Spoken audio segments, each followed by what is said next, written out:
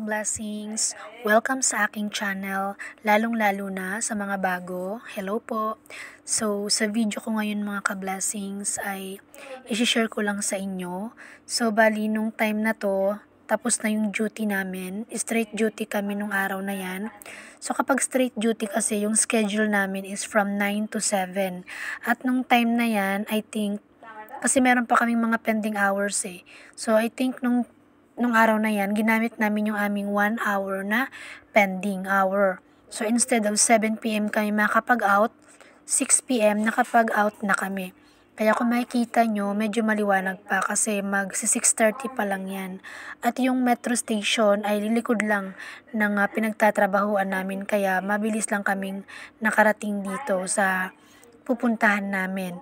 So, itong video pala na ito mga ka-blessings, I think 2 or 3 months ago pa to. So, ngayon lang ako talaga nakalugar na makapag-voice over nito. So, kasi minsan sa work natin, di ba, nakaka-drain minsan, nakaka-stress, yung parang yung utak natin, ang sikip.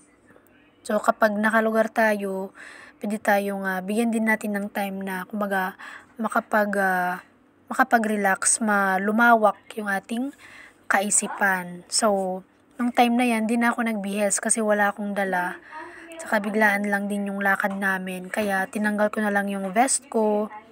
At nagpalit lang ako ng tsinelas. At yan, umalis na kami kaagad. So, anyway, ayun lamang po yung aking video sa ngayon mga ka-blessings. Ay sana po, ay huwag niyo pong kalimutang i-like ang video na ito.